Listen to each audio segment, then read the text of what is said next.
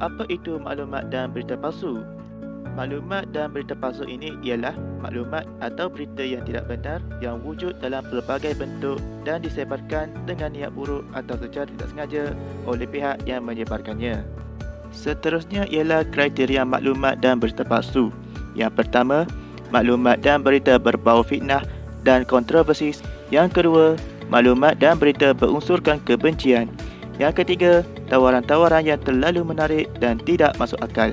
Yang keempat, maklumat dan berita tidak lengkap, tergantung, terdapat kesilapan ejaan yang ketara dan bahasa yang tidak profesional. Yang kelima, tiada maklumat sumber disertakan bersama maklumat dan berita yang dikongsi. Dan yang terakhir, maklumat dan berita yang diterima tiada pengesahan oleh pihak berkuasa atau tidak dapat dipastikan kesahihannya. Kita teruskan lagi dengan kesan penyebaran maklumat dan berita palsu. Antaranya ialah yang pertama, menjatuhkan nama baik dan reputasi. Yang kedua, boleh mengakibatkan tekanan emosi dan ancaman fizikal. Yang ketiga, boleh menimbulkan ketidaktenteraman awam. Yang keempat, boleh menggugat keamanan negara. Yang kelima, meninggalkan kes jenayah dan penipuan. Dan yang terakhir, menyusahkan pihak berkuasa. Terdapat banyak langkah yang kita boleh lakukan untuk mengekang penyebaran maklumat dan berita palsu. Yang pertama, kita jangan mudah percaya dan terpedaya dengan semua maklumat dan berita. Yang kedua, apabila kita mendapat sesuatu maklumat, kita perlu mendapatkan kepastian daripada orang yang berkongsi maklumat.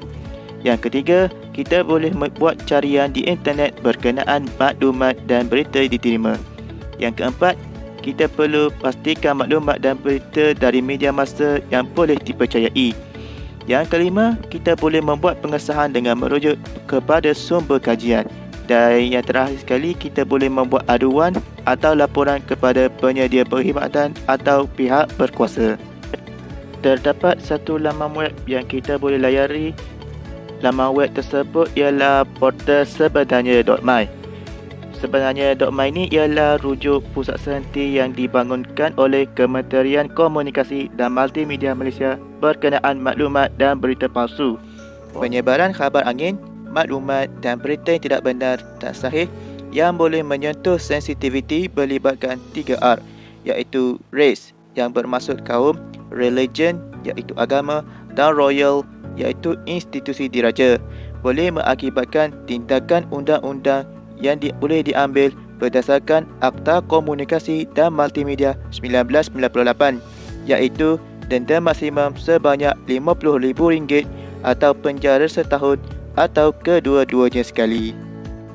Kesimpulannya, jika kita menerima sesuatu maklumat atau berita, kita boleh laporkannya sekiranya maklumat dan berita yang diterima terbukti palsu atau tidak benar kepada pihak Suruhanjaya Komunikasi dan Multimedia Malaysia melalui saluran-saluran yang berikut.